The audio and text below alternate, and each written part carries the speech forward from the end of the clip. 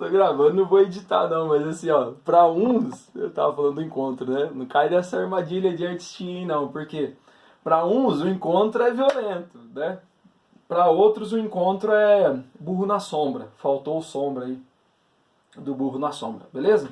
Então, de todo jeito é ruim isso pra gente, porque a gente cria um abismo social muito grande, a gente cria uma sociedade baseada no racismo, na questão do racismo estrutural, e vocês vão perceber ao longo das próximas aulas que vai formando um Brasil meio sem classe média, sabe?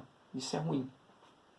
Esses dois extremos, assim, do escravizado e do proprietário de terra e tal. Lógico que tem uma galera aqui no meio, mas assim, você não tem significativamente a formação de uma classe média aí, porque o dinheiro vai ser empregado na monocultura, no escravismo e tal, e isso vai gerar uma sociedade bastante desigual pra gente. Então as violências são muitas, tá? Esse vídeo tá ficando mais longo aí porque a gente merecia aqui um aprofundamento e como a gente não sabe quanto que a gente tem vários temas que eu tenho que aprofundar, mas por enquanto nós estamos tentando dar conta do básico, tá? Mas esse é um tema aqui que não dá pra passar por cima, não.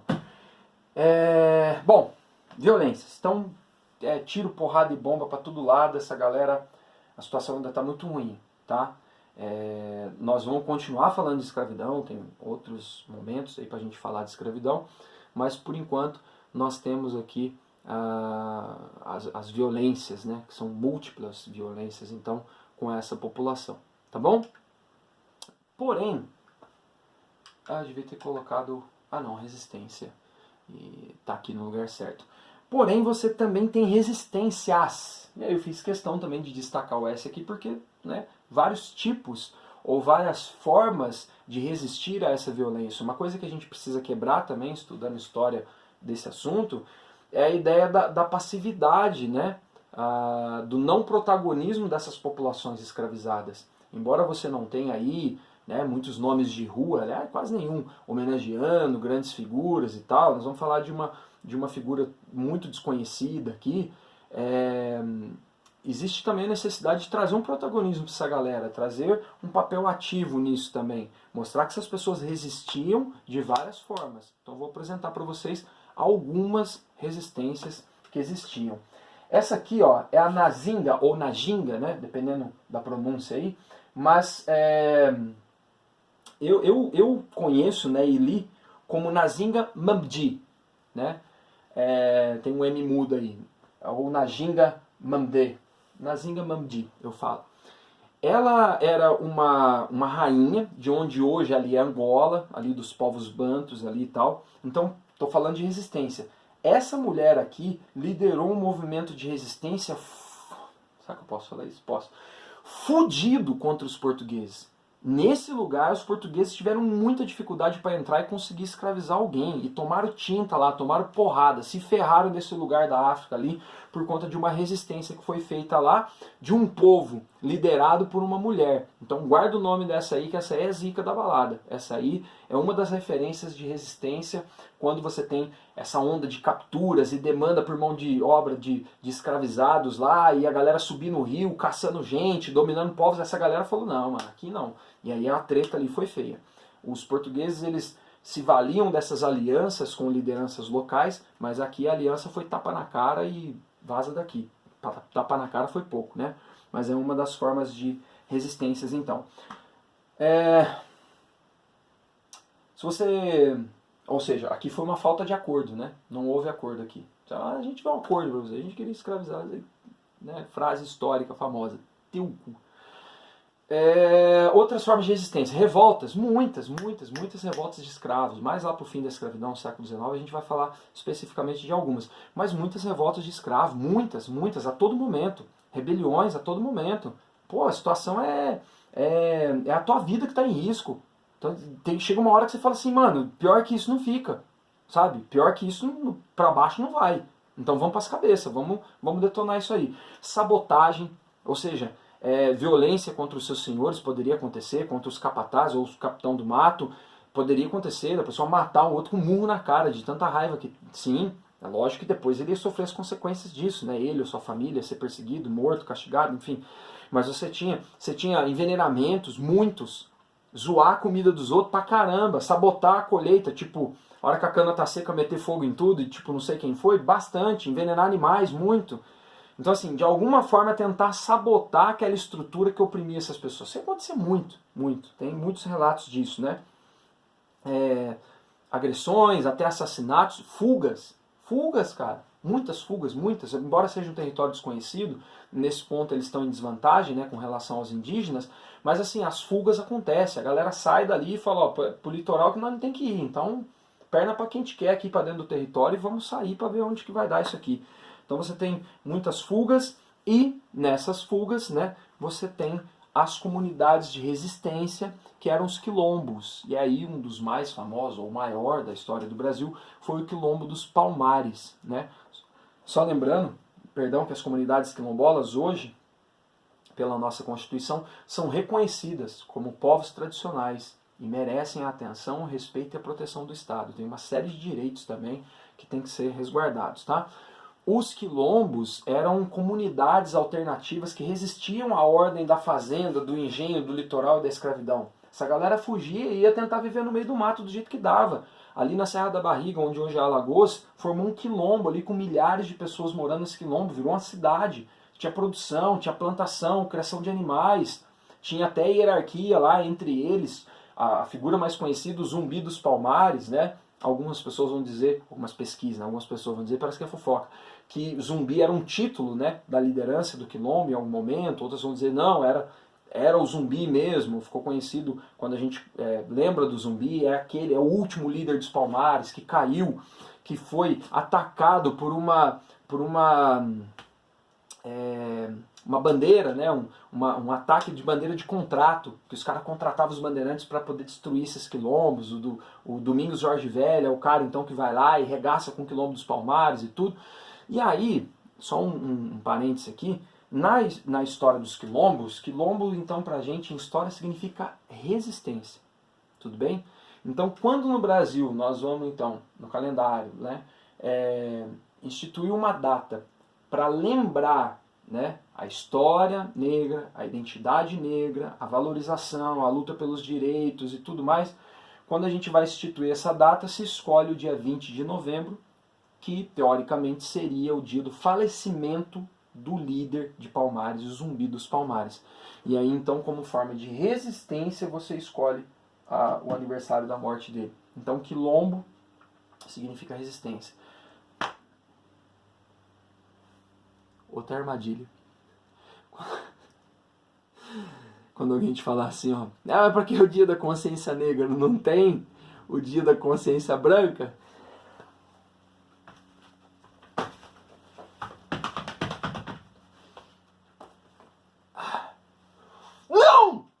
Não tem, não precisa. Todos os outros dias são o dia da consciência branca, tá?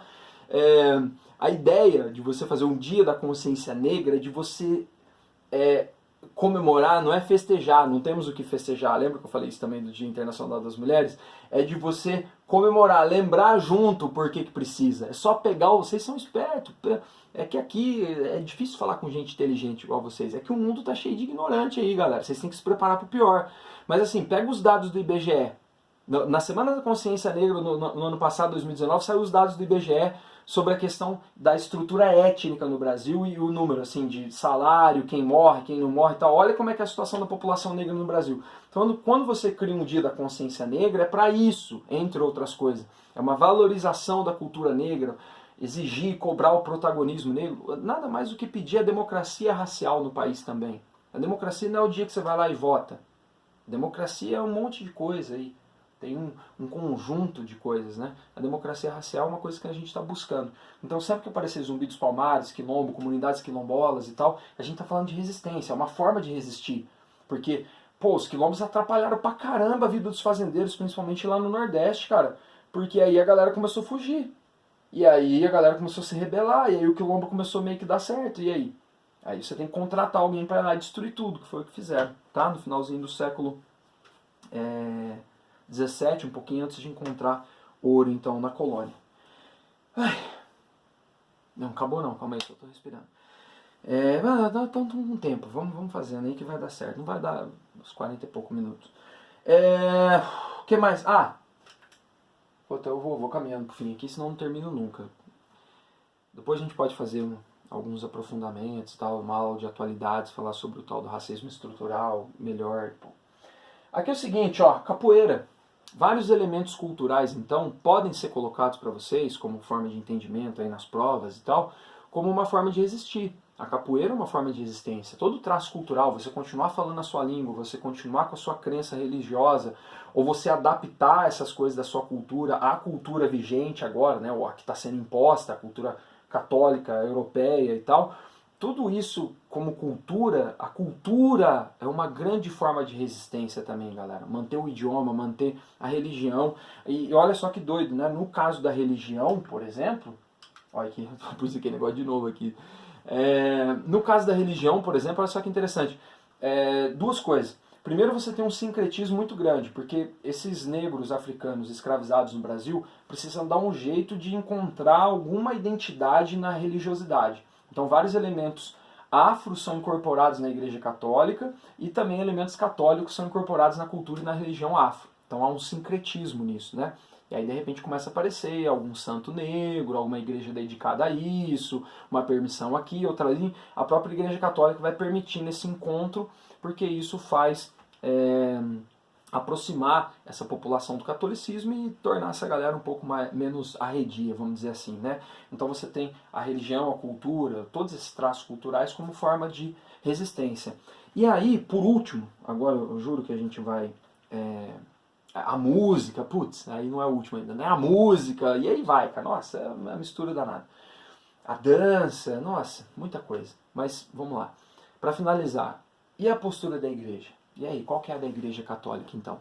O Brasil tem um projeto colonial que é um projeto religioso também. E aí, o que diz a Igreja Católica sobre os escravizados negros? A postura da Igreja Católica é sensacional, porque com os indígenas, eu falei disso na outra aula, há uma ideia ali de que eles têm a chance, é uma aula ingênua e tal, não tiveram a chance ainda, então vamos converter essa galera. Eles estão tendo a oportunidade agora. Para os africanos, não. Aí você tem aquela maldita história daquela maldição lá do Cã, né, do Noé, e vem vindo isso aí, essa maldição, e os africanos já teriam tido a sua oportunidade de conhecer e se curvar a Deus e tal, mas teriam, né, caminhado por outros caminhos e agora teriam que purgar seus pecados e tal, a sua infidelidade aí. Então você tem uma justificativa religiosa. Olha o que eu estou dizendo para vocês para amarrar o pacote aqui. A Igreja Católica, ela não é contra a escravidão. A Igreja Católica é contra a escravização dos indígenas, mas ela não é contra a escravização dos negros africanos. Entenderam? Ela não é contra a escravidão. Ela é só contra a escravização de um grupo, mas a favor da escravização de outros. Você tem vários textos justificando, legitimando. Afinal de contas, a gente tem que tomar cuidado para não analisar isso aqui com a cabeça de hoje. Tem que ser pensando, tentando entender a cabeça da galera naquele momento, aquela mentalidade. Era preciso que um cara que tinha escravos, que ele, olha lá, um cara que estivesse na rede falando o Brasil não pode parar, aí vamos, e toca o chicote na galera, era preciso que esse cara fosse dormir com a consciência tranquila, sabendo que ele estava indo para o céu, inclusive. Alguém tinha que legitimar, alguém que tinha que justificar isso, tá bom? Aqui, ó, deixa eu dar uma última indicação para vocês. Tem um livro que saiu agora faz pouco tempo.